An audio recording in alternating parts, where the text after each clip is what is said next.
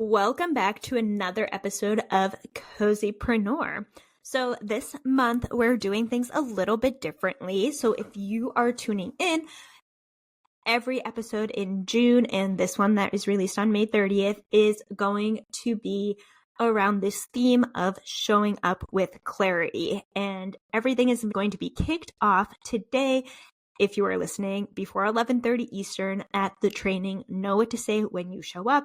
And if you are listening to it after and you want to go back and watch the training, it lives inside Copy Classroom, so you can always join and get access to that and many other trainings. So if you are somebody who feels like, hey, I have the tools to write my content, maybe I've already done some trainings, I've been showing up for a while, but you're feeling stuck either in the actual content creation process or you're not getting stuck in the content creation process, but it's not hitting right, like you're not getting the results that you actually want, then this episode is going to be for you. So let's dive in. Welcome back to another episode of the Cozypreneur podcast. If this is your first time listening, Cozypreneur is all about helping you make money and work with the dreamiest of clients. So grab your beverage, get your cozy socks on, and let's dive in.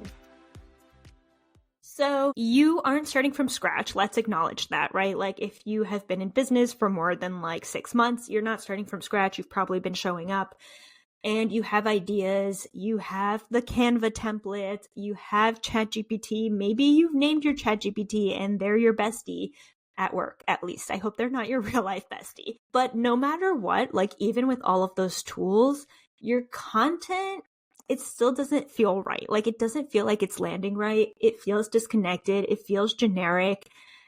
And it doesn't mean anything about you as a business owner. But when you think about it, if you are asking ChatGPT to give you a bunch of tips so that you can post your Tip Tuesday every single month, but everybody else in your niche, there's probably at least 5 other people in your niche who are doing the same thing. And so that's where you run into your content sounding generic, where everybody's kind of talking about the same things. And so what you want is a really clear message, because your content has a few jobs, right? And there's this debate, in the online space, you see people be like, yeah, I sign clients from content all the time. And then other people being like, I never sign clients from content. And I will say this,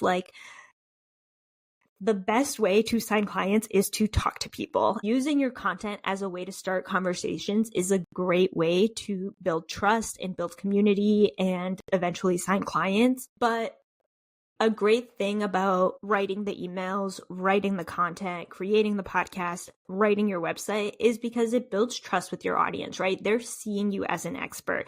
And so your content's job is to say, why you, right? You're like, hey, I can help you. And this is why you should choose me and not the 5 other people who do the same thing that I do. I know there's more than 5 people who do what you do, but you want to be very clear, right? About who you are, what you do, who you help, how you help them, and what's going to look like after they've worked with you.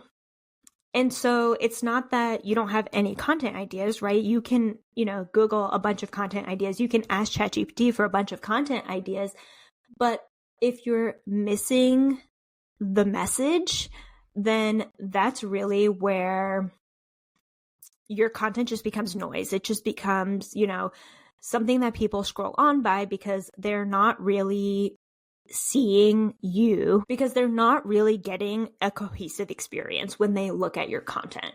And so what I mean by this is, if you don't have an overarching message, if you're not zoomed out enough, then every post is going to feel like a new project, right? So, you're going to sit down to create your Instagram content this week, and you're going to look at your idea bank, and you're going to pick 3 of them, and you're going to create a post for each one of them, and it's going to take you forever. And so it really takes a lot of brain power to be redoing this every single time. The same thing if you're trying to write emails. If every single time you're sitting down to write an email, you're like, what do I write about this week? Right. And then you're kind of trying to move with it in that way, it's going to be harder than if you had a big picture.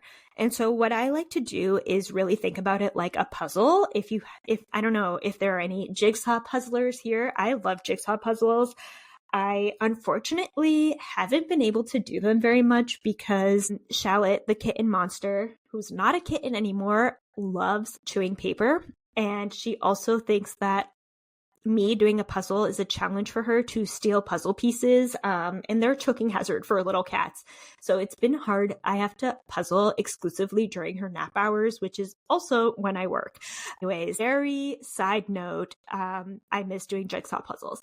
But when you think about your content, right, every piece of content is a puzzle. So every podcast episode, every email, every Instagram post is a piece of this puzzle. And when you put all of those pieces together, there's a larger picture, right? You're zooming out, you're telling a story. And so like thinking about doing a puzzle, like if you are building it and you might not know exactly what the whole story is, right? You're looking at the picture, right?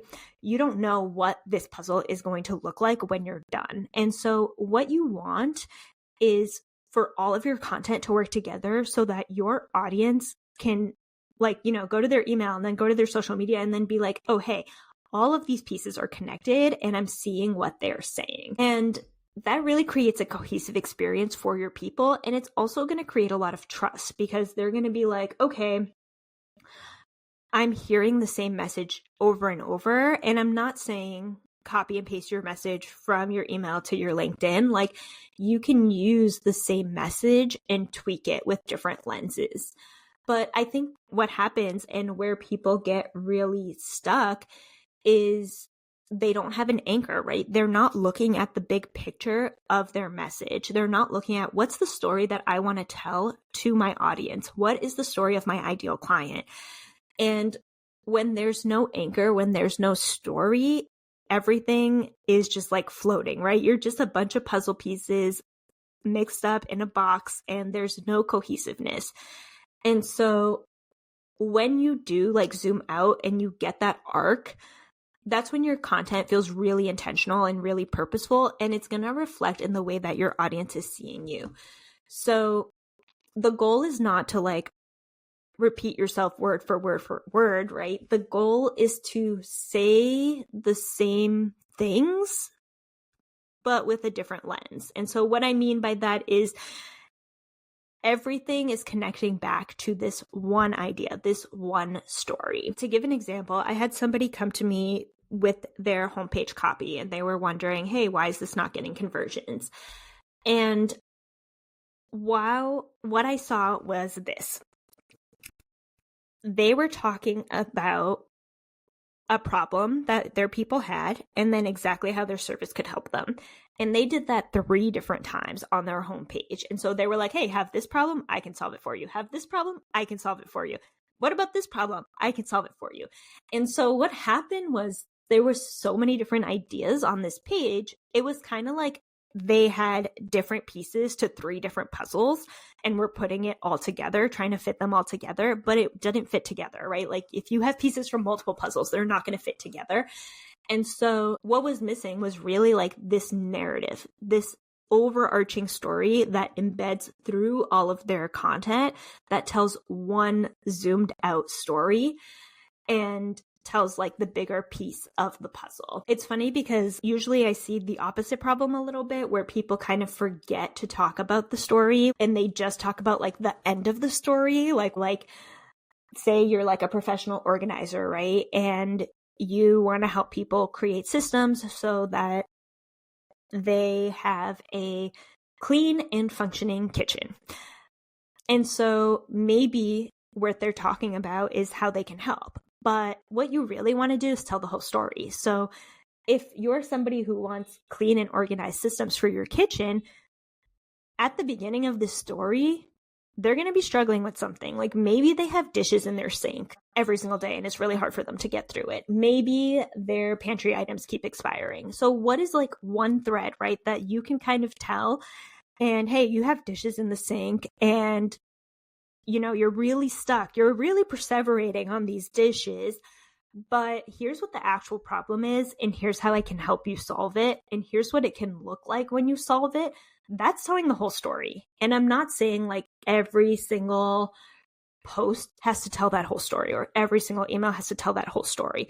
But, if you're telling a part of that story every time that you show up and zooming in on a little piece, a little puzzle piece every single time, somebody who's interacting with your content multiple times, they're going to start seeing the whole picture. They're going to understand very deeply what you do.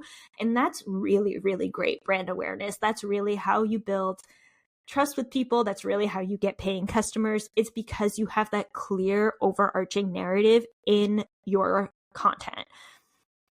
So if you are like, Stacy, cool, this sounds good, but how do I actually do this? So we're going to talk more about this framework in a different episode, but one of the things that I want you to think about is how can you tell the same story in multiple different ways? So you have your multiple buyer types. And so thinking about your overarching story and the way that you are able to support clients, you have your analytical people, right? They're your details people. They're going to want to know exactly how you're going to help them create a system that's actually going to help them get the dishes done and still cook dinner every night, right? If you are talking about a driver buyer, they don't want details. They just want to skim your page. They want to know exactly how you're going to help them in the most clear and concise way possible. So that's really where you're being super direct. Your emotional people want to know how you feel. So if you're talking about the kitchen and making the kitchen organized with a streamlined system, then your emotional people is going to be like, how awesome is it going to feel when you wake up and you walk into your kitchen and there's no dishes in the sink and you can start your day on this positive note? Like, how good is that going to feel? Man, does anybody actually do this organizing job? Because I could probably use it.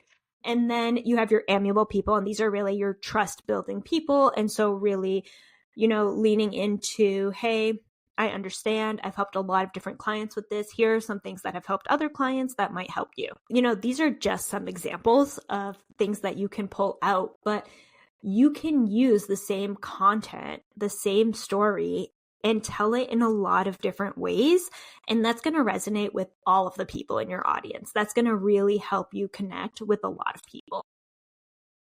The other thing I will say about messaging is that it's not rigid. I say this all of the time. There are no rules. You can do whatever you want.